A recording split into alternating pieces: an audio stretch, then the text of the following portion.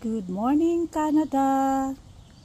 So this is my penis with two varieties. Okay, this is the I love the most, but this one also is pretty.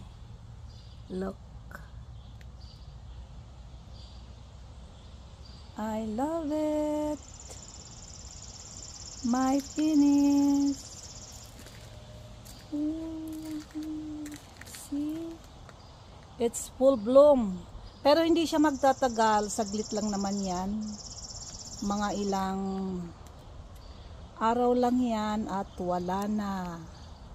Hindi siya matibay. Bumabagsak siya kaya nilagyan ko ng sa super bigat. Ang bigat ng flowers niya. Ayan no. So nilagyan ko ng tali. Because I love them. Ayan o. Super bigat kasi. Napakabigat ng flowers niya. I love it. Yes. Yes, yes. At aabangan naman natin ang aking hydrangea. Ang hydrangea ay tumatagal. As in matagal. Pag pinitas mo ang flower niya ay aabot siya ng a year. Pero hindi pa rin, kahit dry na, hindi pa rin siya nalalagas. Ito ang hydrangea. Ito ang hydrangea. So, abangan natin ang aking hydrangea at ang mga lilies na mag-bloom. Ayan, mga bulb na siya. Pero sa super init, hindi maganda ang kanyang tubo. Ayan. So, diba? Magtanim ay di biro. O, ayan. So, abangan natin to. Pero hindi masyadong malaki, oh. So, maliliit siya ngayon. Hindi kasi naging maganda ang weather. Hindi tulad nito. O, see.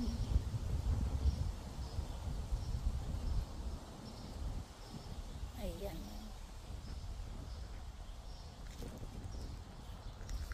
Ito ay nalalagas na. So, different ang kanyang variety. Kikita mo, hindi siya masyadong double, triple. Double, triple. Ayan. Ito ang bagong bloom. Yan, bagong bloom siya. Okay. At ito ay medyo malalagas na. Ayan no, starting na maglagas siya. At ito naman ang isang variety na bago pa lang magbuka. Ayan no. At malapit siya ng malaglag yan. See? No, this one is not full bloom yet. So maraming salamat. Like, share, and subscribe. Wandering Bicolana.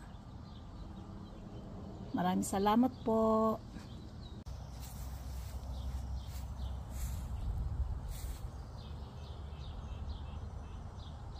Magandang morning. Ayan, nagkabali-bali na. Oh. Dahil sa sobrang bigat. Kaya nabali.